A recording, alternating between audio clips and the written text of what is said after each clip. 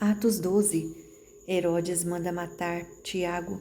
Pedro é livre da prisão. A morte de Herodes. Por aquele mesmo tempo, o rei Herodes estendeu as mãos sobre alguns da igreja para os maltratar e matou à espada Tiago, irmão de João, e vendo que isso agradara aos judeus, continuou mandando prender também a Pedro, e eram os dias dos asmos. E, havendo-o prendido, o encerrou na prisão, entregando-o a 4 quartenos de soldados, para que o guardassem, querendo apresentá-lo ao povo depois da Páscoa. Pedro, pois, era guardado na prisão, mas a igreja fazia contínua oração por ele a Deus.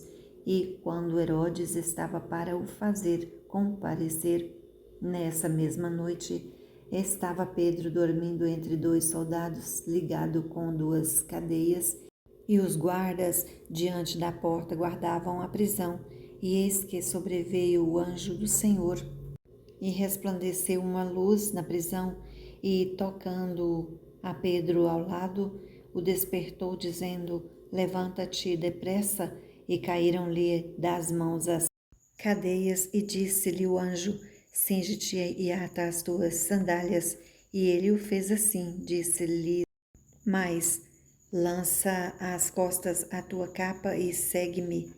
E saindo o seguia, e não sabia que era real o que estava sendo feito pelo anjo, mas cuidava que via alguma visão.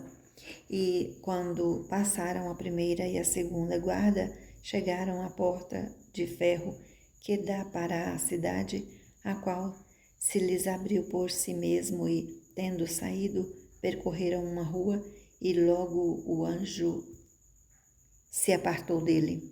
E Pedro, tornando a si, disse: Agora sei verdadeiramente que o Senhor enviou o seu anjo e me livrou da mão de Herodes e de tudo o que o povo dos judeus esperava. E, considerando ele nisso, foi à casa de Maria, mãe de João, que tinha por sobrenome Marcos, onde muitos estavam reunidos e oravam. E, batendo Pedro à porta do pátio, uma menina chamada Rode saiu a escutar. E, conhecendo a voz de Pedro, que de alegria não abriu a porta, mas, correndo para dentro, anunciou que Pedro estava à porta. E disseram-lhe: Estás fora de si. Mas ela afirmava que assim era, e dizia: É o seu anjo. Mas Pedro perseverava em bater, e quando abriram, viram-no e se espantaram.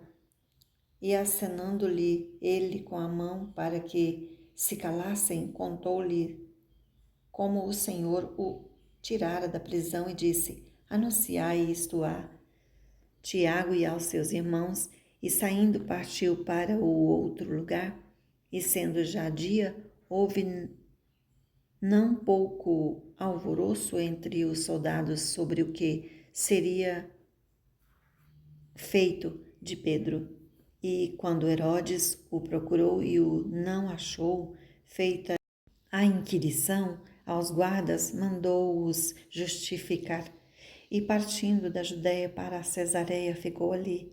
E ele estava irritado com os de Tiro e de Sidom, mas estes, vindo de comum acordo ter com ele e obtendo a amizade de Blasto, que era o camarista do rei, pediam paz, porquanto o seu país se abastecia do país do rei.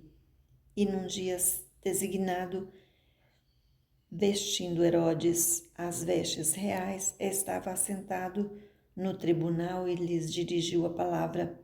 E o povo exclamava: Voz de Deus e não de homem. No mesmo instante feriu o anjo do Senhor, porque não deu glória a Deus, e, comido de bichos, expirou. E a palavra de Deus crescia e se multiplicava. E Barnabé e Saulo, havendo terminado aquele serviço, voltaram de Jerusalém, levando também consigo a João, que tinha por sobrenome Marcos.